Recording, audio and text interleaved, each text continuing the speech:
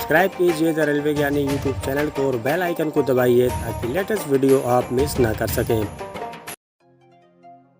नमस्कार दोस्तों, स्वागत है आपका हमारे यूट्यूब चैनल में। आज के इस वीडियो में हम आपके लिए श्योपुर कोटा नवीन रेल लाइन की इन्फॉर्मेशन लेके आए हैं। आप सभी को अवगत कराते चलें कि श्योपुर कोटा नवीन रेल लाइन बिछाने के लिए अलाइनमेंट का कार्य कंप्लीट हो गया है। अब इस रेल लाइन परियोजना में जमीन अधिग्रहण की जाएगी, जिसकी तैयारी प्रोजेक्ट का जिम्मा संभाल रही पश्चिम मध्य रेलवे कोटा के द्वारा किया जा रहा है।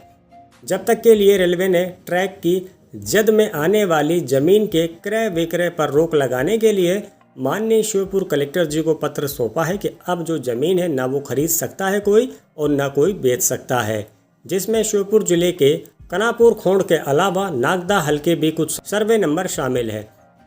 जिला प्रशासन के अधिकारियों का कहना है कि जमीन अधिग्रहण से पहले क्रय विक्रय पर रोक लगाई जाती है। यदि पत्र आया होगा तो जो सर्वे नंबर संलग्न होगा उसके क्रय विक्रय पर रोक लगा दी जाएगी, यानी कि ये रेलवे लाइन जिस खसरे नंबर से होकर गुजरेगी वहाँ की ज़मीन कोई भी नहीं बेच सकता है, ना ही कोई खरीद सकता है। ये भारतीय रेलवे का नियम होता है और इसी नियम के अंतर्गत कार्य किया जाता है।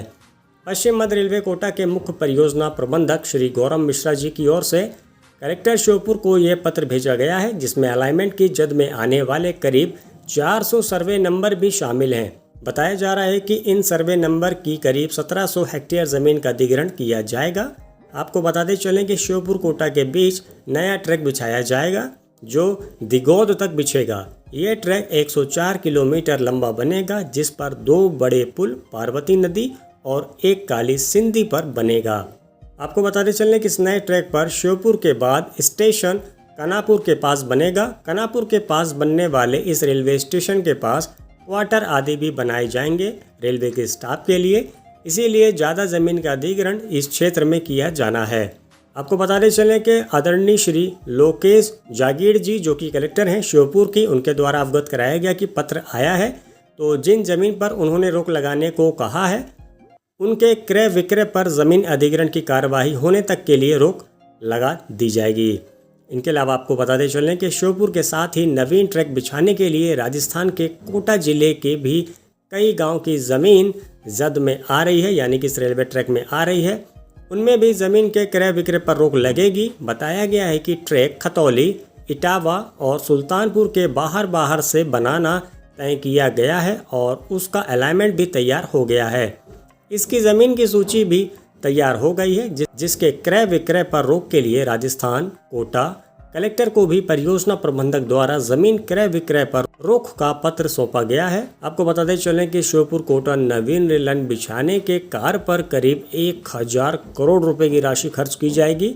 इसके बनने से श्योपुर क्षेत्र का तेजी से विकास होगा। आपको बताते चलें कि भारतीय रेलवे की तरफ से इस रेल लाइन परियोजना का अलाइनमेंट पूरी तरीके से तैयार कर लिया गया है। 3 गांव में जमीन की खरीद बिक्री पर रोक लगने वाली है, यानी कि 400 सर्वे नंबर की 1700 हेक्टेयर जमीन का अधिग्रहण होगा। हालांकि जमीन के बदले किसानों को मुआवजा दिया जाएगा। तो फिलहाल आप सभी जुड़े रहिए हमसे हमारे यूट्यूब चैनल द रेलवे ज्ञानी के माध्यम से। तो फिलहाल जैसे ही किसी भी प्रकार की कोई भी लेटेस्ट इन्फॉर्मेशन आएगी वीडियो के माध्यम से आपको जरूर अवगत कराएंगे। बस आज के वीडियो में इतना ही। बहुत बहुत शुक्रिया वीडियो देखने के लिए। वीडियो अगर पसंद आए तो वीडियो को लाइक कीजिएगा, चैनल को सब्सक्राइब कीजिएगा और कमेंट करके बताइएगा वीडियो आपको कैसी लगी और क्या है आपका सुझाव। मिलते अगली वीडियो में। Bye bye.